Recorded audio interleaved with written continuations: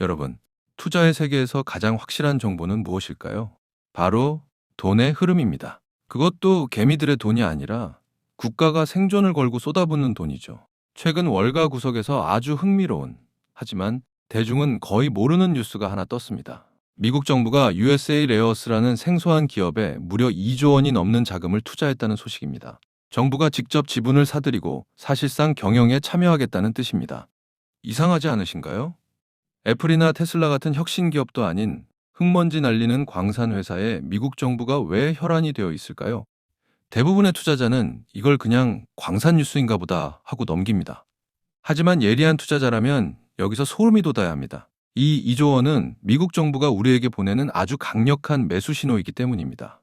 앞으로 이 섹터는 국가가 책임지고 키운다. 그러니 지금 당장 관심을 가져라. 이 신호가 가리키는 곳이 어디인지, 그리고 왜 지금이 기회인지 논리적으로 따져보겠습니다. 우리는 지금 AI라는 거대한 파도 위에 있습니다. 엔비디아가 오르고 마이크로소프트가 오르는 걸 보며 환호했죠.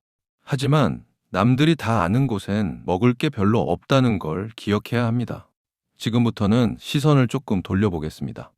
AI가 작동하려면 무엇이 필요할까요? 복잡한 코딩? 아닙니다. 가장 근본적인 건 바로 전기입니다. 데이터 센터 하나가 먹는 전기는 상상을 초월합니다. 그런데 이 전기를 만들고 옮기고 서버에 열을 식히는데 필수적인 게 있습니다. 바로 구리전선과 히토류 자석입니다. 최첨단 AI 칩도 전기가 안 들어오면 돌덩어리고 쿨러가 안 돌아가면 녹아버립니다. 즉, AI 산업이 커질수록 필연적으로 이 물리적 자원의 수요는 폭발할 수밖에 없습니다. 소프트웨어는 무한히 복사할 수 있지만 광물은 복사가 안 됩니다. 바로 이 희소성에 투자의 핵심 근거가 있습니다. 경제학의 기본으로 돌아가 볼까요? 수요는 폭발하는데 공급이 막히면 가격은 어떻게 되죠? 당연히 천정부지로 솟구칩니다. 지금 우리가 보고 있는 시장 상황이 딱 그렇습니다. AI 데이터 센터뿐 아니라 전기차, 풍력 발전, 그리고 전쟁 무기까지 이 모든 산업이 동시에 히토류와 구리를 달라고 아우성치고 있습니다. 전기차의 심장은 엔진이 아니라 모터입니다. 이 모터를 강력하고 효율적으로 돌리려면 자석의 힘이 필수적인데 여기서 히토류 연구 자석을 빼면 차가 무거워져서 멀리 갈 수가 없습니다. 배터리의 전기를 모터로 보내는 핏줄 역할은 기존 차보다 4배나 많은 구리전선이 담당하죠. 전쟁 무기는 더 심각합니다. 미사일이 정확하게 목표를 찾아가고 전투기 레이더가 적을 감지하려면 어떻게 해야 할까요? 엄청난 고열을 견디면서도 작동하는 특수 자석이 필요한데 이게 바로 히토류 덩어리입니다. 그래서 F-35 최첨단 전투기 한 대에만 무려 400kg의 히토류가 들어가는 겁니다. 단순한 돌멩이가 아니라 첨단 기술을 움직이는 물리적 심장인 셈이죠. 그런데 공급은 어떤가요? 지난 10년 동안 전 세계는 IT 기업에만 돈을 썼지 냄새나고 위험한 광산 개발은 철저히 무시했습니다. 광산 하나를 발견해서 채굴하는데 평균 15년이 걸립니다. 지금 당장 땅을 파도 물건이 나오려면 거의 10년 뒤라는 얘기입니다. 수요는 오늘 터졌는데 공급은 10년 뒤에나 가능하다? 이 거대한 시간차가 바로 우리가 돈을 벌 수 있는 구간입니다. 이걸 전문 용어로 원자재 슈퍼사이클이라고 부릅니다. 단순히 돈이 된다고 미국 정부가 나섰을까요? 아닙니다. 더 절박한 이유가 있습니다. 현재 전 세계 히토류 정제 시장의 90%를 중국이 장악하고 있습니다. 이게 무슨 뜻이냐 하면 중국 시진핑 주석이 마음만 먹으면 미국의 AI 산업과 군수 산업을 올스톱시킬 수 있다는 겁니다. 실제로 중국은 툭하면 수출 통제하겠다며 으름장을 놓고 있죠. 미국 입장에서는 자존심 문제가 아니라 국가의 목숨이 달린 문제입니다. 그래서 아까 말씀드린 USA 레어스 같은 기업에 2조 원을 꽂아준 겁니다. 이게 투자자에게 주는 시그널은 명확합니다. 이 섹터는 망하게 두지 않겠다. 정부가 바닥을 받쳐주는 시장만큼 안전한 투자가 어디 있겠습니까? 자, 그렇다면 우리는 이 거대한 흐름 속에서 어떤 기업들을 눈여겨봐야 할까요? 특정 종목을 추천하는 것이 아닙니다. 여러분 스스로 옥석을 가릴 수 있도록 반드시 확인해야 할 3가지 유형을 정리해 드립니다. 첫 번째는 실체가 있는 생산자입니다. 계획만 하고 있는 게 아니라 실제로 땅을 파서 매출을 내고 있는 기업을 말합니다. 미국 시장에서는 MP 머티리얼즈가 대표적인 케이스로 꼽힙니다. 이 회사는 이미 히토류를 채굴하고 있고 정부 지원을 통해 정제시설까지 갖춰가고 있습니다. 물론 주가는 등락이 있겠지만 산업의 대장주가 어떻게 움직이는지 체크하는 것은 투자의 기본입니다.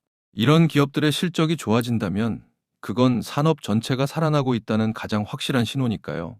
두 번째 유형은 정부의 선택을 받은 개발사입니다.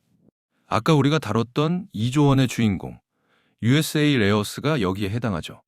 이제 막 개발을 시작하는 단계라 리스크는 큽니다. 하지만 기억하세요. 정부가 지분을 태웠다는 건 이 기업들이 나중에 엄청난 파급력을 가질 수 있다는 뜻입니다. 지금 이 기업들에 대한 뉴스를 계속 찾아보는 것만으로도 여러분은 남들보다 한 발 앞선 정보를 갖게 되는 겁니다.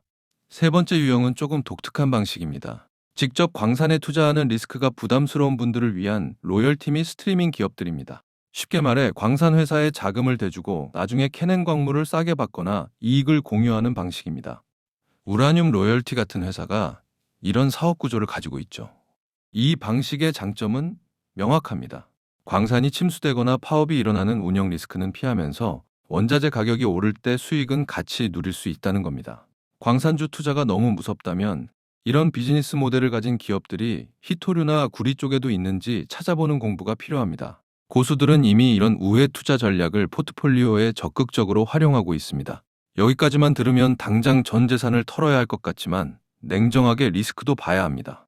이 세상에 무조건 오르는 주식은 없습니다. 첫 번째 리스크는 기술의 발전입니다. 희토류가 너무 비싸고 구하기 힘들어지면 기업들은 희토류를 안 쓰는 기술을 개발합니다. 테슬라가 희토류 없는 모터를 연구하는 게 바로 그 증거죠. 만약 대체 기술이 상용화된다면 희토류 기업의 가치는 떨어질 수 있습니다. 두 번째는 정부 정책의 변덕입니다.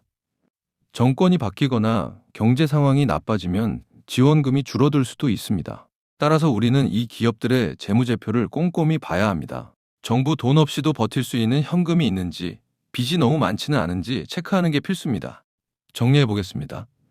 AI, 전기차, 그리고 안보전쟁.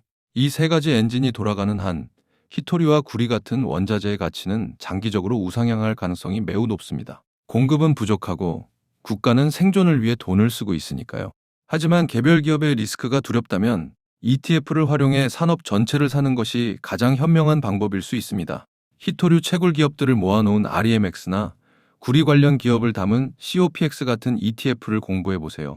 누가 1등이 되든 상관없이 이 산업의 파이 자체가 커지는 것에 베팅하는 가장 안전한 전략입니다. 여러분, 남들이 뉴스 헤드라인에 뜬 엔비디아를 추격 매수할 때 여러분은 그 이면에 있는 거대한 2조 원의 흐름을 보셨습니다. 정보가 돈이 되는 순간은 바로 남들이 아직 모를 때입니다. 오늘 제가 드린 이 논리적인 근거들을 바탕으로 여러분만의 튼튼한 투자 시나리오를 세워보시길 바랍니다. 투자의 책임은 본인에게 있지만 남들과 다른 시각을 갖는 것만으로도 여러분은 이미 성공 투자에 한 걸음 다가서 있습니다. 구독과 좋아요는 영상을 만드는 데 큰 힘이 됩니다. 감사합니다.